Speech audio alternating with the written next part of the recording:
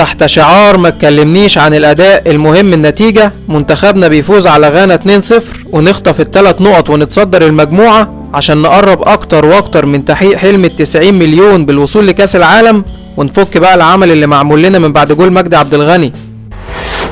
دخل منتخب مصر ماتش غانا بخطة 4-2-3-1. في حراسة المرمى السد العالي، 4 في خط الدفاع، أحمد حجازي وعلي جبر برجين مراقبة في القلب، على يمينهم المقاتل أحمد فتحي وعلى شمالهم محمد عبد الشافي. 2 في وسط الملعب ما جوش الماتش أصلا، محمد النني وطارق حامد. قدامهم 3 في القلب، عبد الله السعيد، على يمينه محمد صلاح وعلى شماله تريزيجيه، تحت مهاجم وحيد هو باسم مرسي.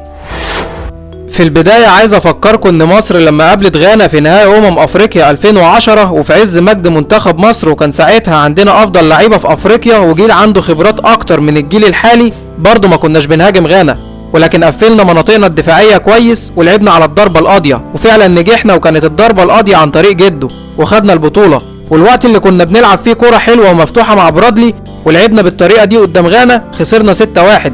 يعني المفروض ما نستغربش بشكل مبالغ فيه من ان احنا بندافع قدام غانا، لكن اللي نستغرب له هو الدفاع زيادة عن اللزوم، وان احنا مش قادرين طول الماتش نعمل هجمة واحدة منظمة، وخصوصا اننا بنلعب على ارضنا وسط جمهورنا.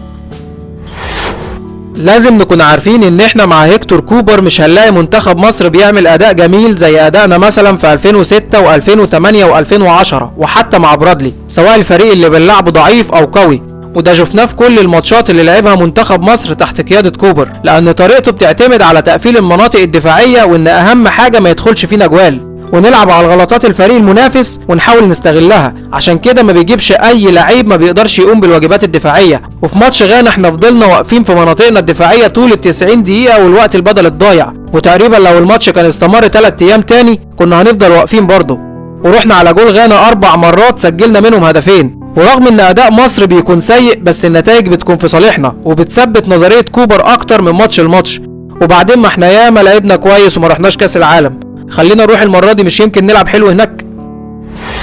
فرض اسلوب وطريقة اللعب وانك تاخد الاستحواذ بيكون عن طريق انك تخلي الكرة معاك لاطول فترة، ولما تتقطع منك تضغط بسرعة عشان تجيبها. عشان كده كان السبب في الاداء السيء لمنتخب مصر هو ان احنا ما قدرناش نفرض اسلوبنا وطريقة لعبنا على الماتش من اول دقيقة، ونزلنا من اول الماتش بنعتمد على الكرات العالية وما بننقلش كرة على الارض، وكان عندنا كرات كتير مقطوعة، وده ساعد لعيبة غانا على الدخول لجو الماتش بسرعة، وبقت غانا هي اللي ماسكة كرة وبتعمل عدد كبير من النقلات الصحيحة من غير ضغط من لاعيبتنا. وكل اللي كنا بنعمله هو التحليق على لاعيبة غانا، ولما الكرة بتكون معانا كانوا بيضغطوا علينا في نص ملعبنا بسرعة بضغط جماعي منظم، فكنا بنضطر نلعب الكرة العالية اللي من غير صاحب، اللي ولا بتتناسب مع طريقة لعبنا ولا اللعيبة اللي موجودة اصلا.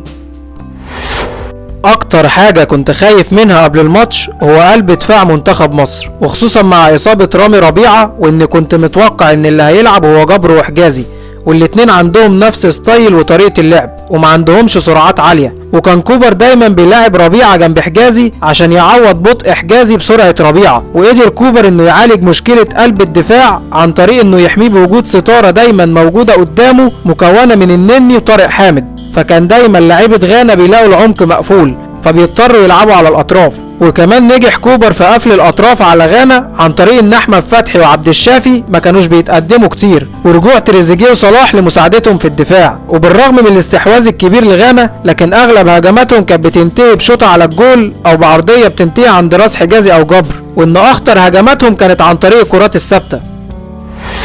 احسن وسيلة للدفاع هي الهجوم، وطبعا الكلام ده ما كانش موجود في ماتش غانا، وكنا بنلعب بطريقة احسن وسيلة للدفاع هي الدفاع برضو. منتخب مصر من اول الماتش لحد اخره بيلعب بخطين بس، خط دفاع مضغوط طول الماتش وشايل الطين وبيلم ورا نص الملعب، وخط هجوم عايش في كوكب تاني.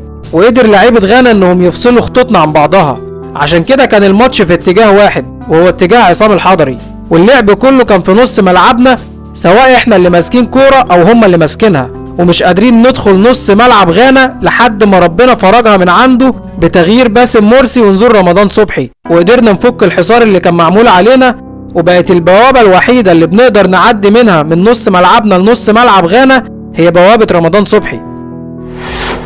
رسالة للسيد هيكتور كوبر والسيد أسامة نبيه وكل السادة المسؤولين واللي يهمهم الأمر، بعد اللي شفناه في ماتش غانا من أداء كارثي لنص ملعب منتخب مصر، نص ملعب ملوش اي دور هجومي وطول الوقت لازق في خط الدفاع لدرجة ان احنا محسناش انه موجود في الماتش اصلا.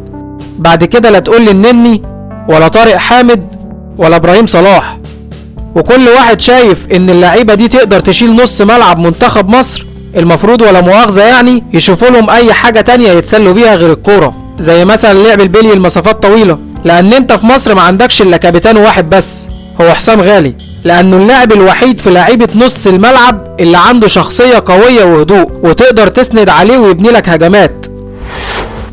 اديني 11 لاعب في الملعب عندهم اصرار وعزيمة عصام الحضري وصبر وتركيز وتحمل مسؤولية زي اللي عند حجازي وجبر، وقتالية احمد فتحي، وسرعة انطلاقات صلاح، ومهارة واختراقات تريزيجيه، وعفياجية وروح رمضان صبحي، ومهارة مصطفى فتحي، واهم حاجة نص ملعب غير اللي كان بيلعب في ماتش غانا، وساعتها هيكون عندنا منتخب نقدر نرجع بيه امجاد الماضي وناخد بيه كل البطولات.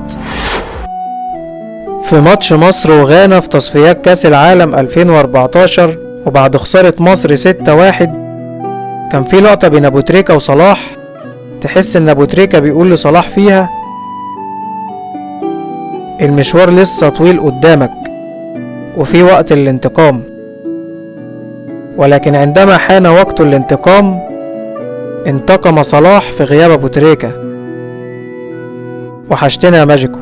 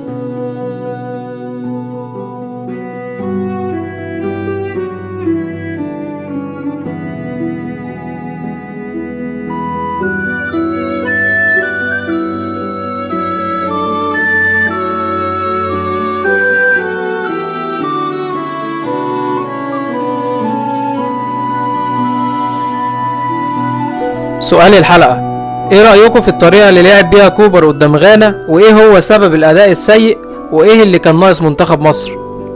مستنى اشوف اجاباتكم في التعليقات، ولو عجبتك الحلقة ما تنساش تعمل لايك وسبسكرايب وشير في الخير.